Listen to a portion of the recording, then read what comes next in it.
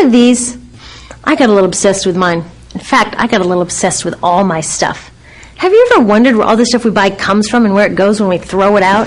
I couldn't stop wondering about that, so I looked it up. And what the textbook said is that stuff moves through a system from extraction to production to distribution to consumption to disposal.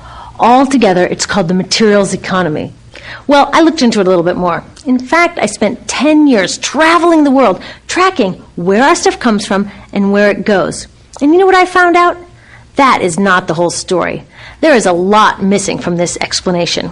For one thing, this system looks like it's fine. No problem. But the truth is, it's a system in crisis. And the reason it's a system in crisis is it's a linear system and we live on a finite planet. And you cannot run a linear system on a finite planet indefinitely. Every step along the way, this system is interacting with the real world. In real life, it's not happening on a blank white page.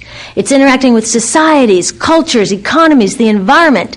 And all along the way, it's bumping up against limits. Limits we don't see here because the diagram is incomplete. So let's go back through. Let's fill in some of the blanks and see what's missing. Well, one of the most important things that's missing is people. Yes, people. People live and work all along this system. And some people in this system matter a little more than others. Some have a little more say. Who are they? Well, let's start with the government.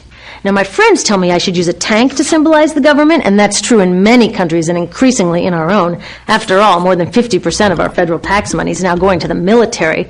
But I'm using a person to symbolize the government because I hold true to the vision and values the government should be of the people, by the people, for the people. It's the government's job to watch out for us, to take care of us. That's their job. Then along came the corporation. Now, the reason the corporation looks bigger than the government is that the corporation is bigger than the government. Of the 100 largest economies on Earth now, 51 are corporations. And as the corporation has grown in size and power, we've seen a little change in the government where they're a little more concerned in making sure everything's working out for those guys than for us. Okay, so let's see what else is missing from this picture. We'll start with extraction, which is a fancy word for natural resource exploitation, which is a fancy word for trashing the planet. What this looks like is we chop down the trees, we blow up mountains to get the metals inside, we use up all the water, and we wipe out the animals. So here we are running up against our first limit. We are running out of resources. We are using too much stuff. Now, I know this can be hard to hear, but it's the truth, so we've got to deal with it. In the past 3 decades alone, 1/3 of the planet's natural resource space has been consumed. Gone. We are cutting and mining and hauling and trashing the place so fast that we're undermining the planet's very ability for people to live here. Where I live, in the United States, we have less than 4% of our original forests left. 40% of the waterways have become undrinkable. And our problem is not just that we're using too much stuff, but we're using more than our share. We have 5% of the world's population, but we're using 30% of the world's resources and creating 30% of the world's waste. If everybody consumed at U.S. rates, we would need 3 to 5 planets. And you know what? We've only got 1. So my country's response to this limitation is simply to go take somebody else's. This is the third world, which some would say is another word for our stuff that somehow got on somebody else's land. So what does that look like? The same thing, trashing the place. 75% of global fisheries now are fished at or beyond capacity. 80% of the planet's original forests are gone. In the Amazon alone, we're losing 2,000 trees a minute. That is 7 football fields a minute. And what about the people who live here? Well, according to these guys, they don't own these resources, even if they've been living there for generations. They don't own the means of production, and they're not buying a lot of stuff. And in this system, if you don't own or buy a lot of stuff, you don't have value. So next, the materials move to production. And what happens there is we use energy to mix toxic chemicals in with the natural resources to make toxic contaminated products. There are over 100,000 synthetic chemicals in use in commerce today. Only a handful of them have even been tested for health impacts, and none have been tested for synergistic health impacts. That means when they interact with all the other chemicals we're exposed to every day. So we don't know the full impact on health and the environment of all these toxic chemicals, but we do know one thing: toxics in, toxics out. As long as we keep putting toxics into our industrial production systems, we're going to keep getting toxics in the stuff that we bring into our homes and workplaces and schools, and our bodies. Like BFRs, brominated flame retardants, they're a chemical that make things more fireproof, but they are super toxic. They're a neurotoxin. That means toxic to the brain. What are we even doing using a chemical like this?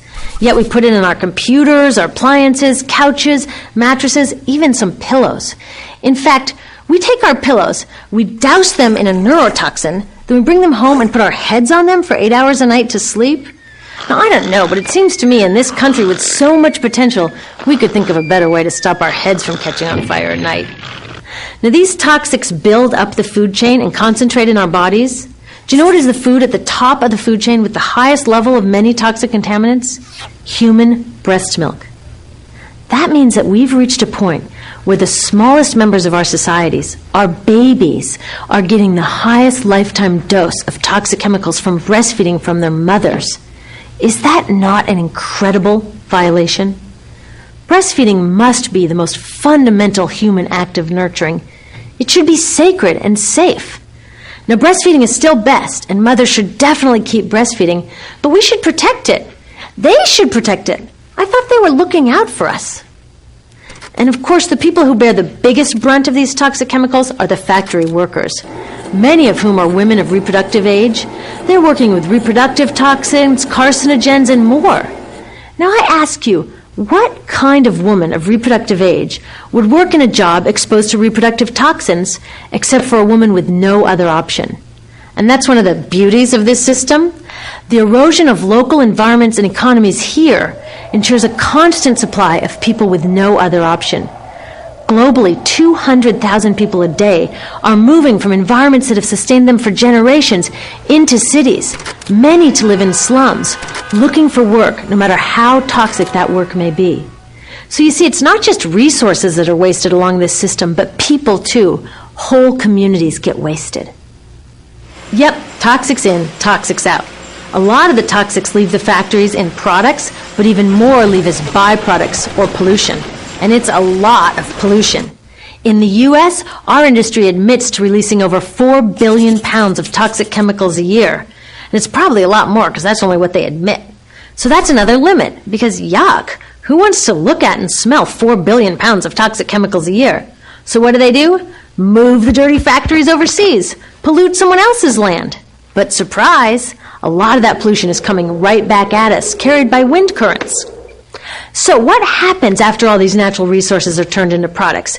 Well, it moves here for distribution. Now, distribution means selling all the toxic contaminated junk as quickly as possible. The goal here is to keep the prices down, keep the people buying, and keep the inventory moving. How do they keep the prices down? Well, they don't pay the store workers very much, and they skimp on health insurance every time they can. It's all about externalizing the costs. What that means is that the real costs of making stuff aren't captured in the price. In other words, we aren't paying for the stuff we buy. I was thinking about this the other day. I was walking to work and I wanted to listen to the news, so I popped into a Radio Shack to buy a radio. I found this cute little green radio for $4.99. I was standing there in line to buy this thing, and I was thinking, how could $4.99 possibly capture the cost of making this radio and getting it into my hands? The metal was probably mined in South Africa. The petroleum was probably drilled in Iraq. The plastics were probably produced in China. And maybe the whole thing was assembled by some 15-year-old in a maquiladora in Mexico.